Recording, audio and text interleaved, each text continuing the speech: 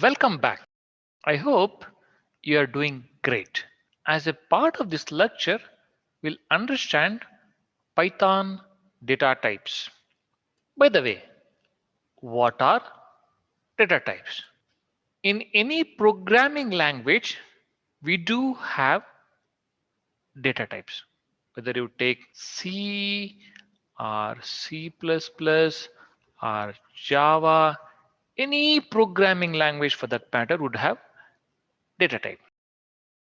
Data type is a classification of data which tells the compiler or interpreter how the programmer intends to use the data. What it means is, let us say we have already gone through variables. If variable A is being assigned with a value 7, how does user or a developer wants to use this? He may want to use it as a integer. He wants to use it as a string. He may want to use it as a float. Data type classification is telling the compiler or interpreter. In this case, since we are studying the Python, it is telling the interpreter how the programmer wants to use the data. That is a data type. In Python, we have around 6 major categories of data types. Let us see them one by one. We have text data type. We have numeric data types. We have sequence types. We have mapping type.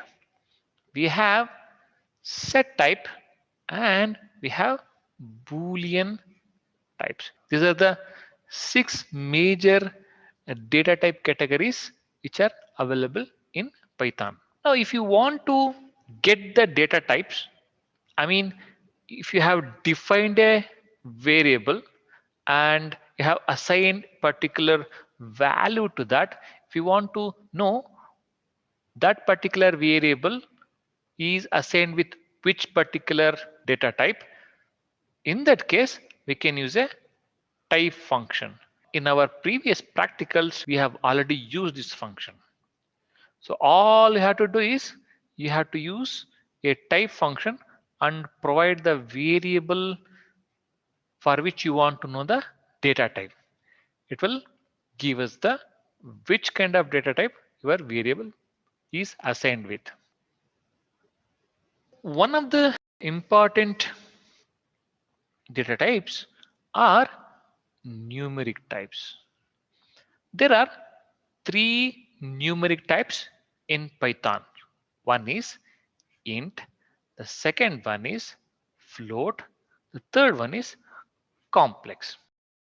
When we say int, we are only assigning the integers like either 2 or 3 or 536 like that. When you say float, we have decimals like 23.5, 6.5. When you say complex, you may have 1j plus 0, like that. Complex numbers will be there. Python supports int, float, and complex numeric types.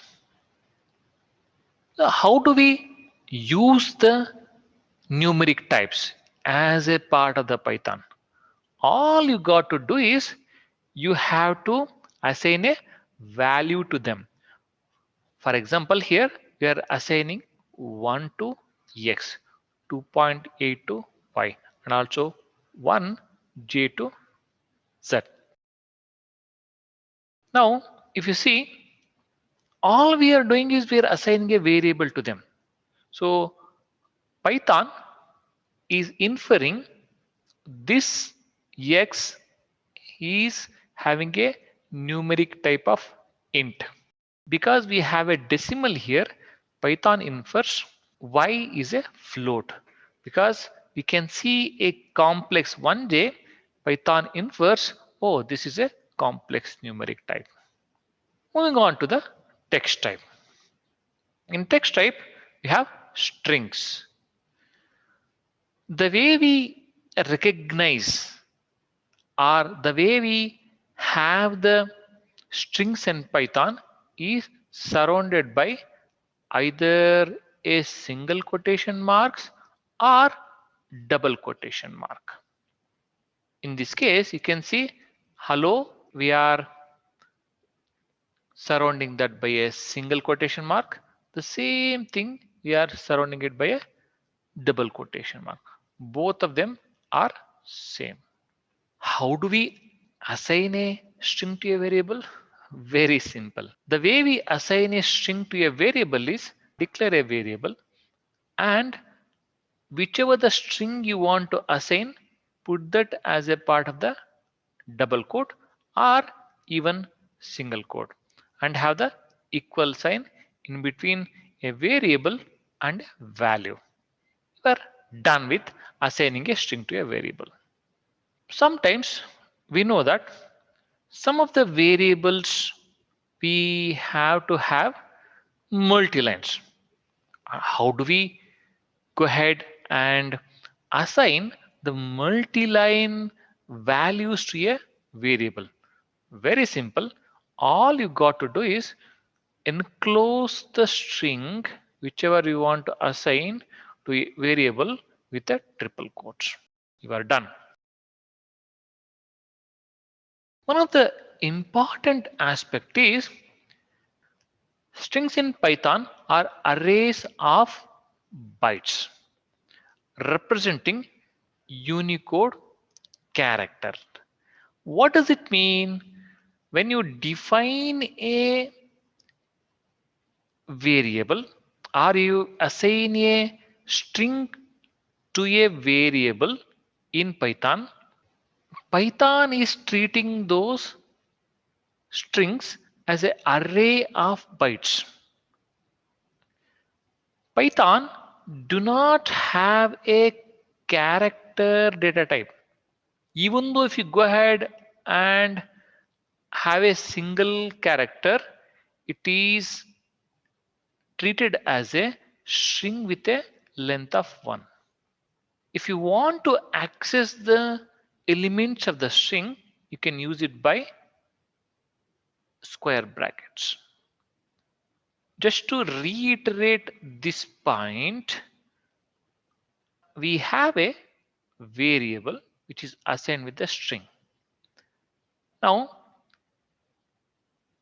when we assign the string to a variable, this is treated as an array of H, E, L, L, O, W. May say print A is 1, it will return H as an answer. We can also find the length of a string. The simple command len, L-E-N, len. If you provide an argument as any value like a juice or an apple or whichever the string you want to get the length of, you can use the len function to do so. Moving on, we have a sequence types. Two important sequence types are lists and tuples. List, as the name itself suggests, it can hold variety of objects. To hold the variety of objects, we use square brackets here. And to separate the elements within the square brackets, we use the comma. We can use any elements here. When I say any elements, elements of any data types. You can use a string, you can use a int, and also you can use floats. Tuples are also sequence types. They are similar to list, except two things. One is they use parenthesis or brace. In case of list, we had a square brackets. But in case of tuples, we'll use these braces, and also they're immutable. When we say immutable, once we assign the values to the tuples, if you want to reassign one more value to the one of the element or any of the elements, it wouldn't allow you to do so. That is why it is called as a immutable. Next type is dictionaries. This is one of the important data type in Python, which is being used in multiple places. Dictionaries are unordered mappings for storing the objects. Means you do not have any order here. As long as you have a key value pairs, you need not have any order. You can grab or retrieve any of the objects without having any indexing.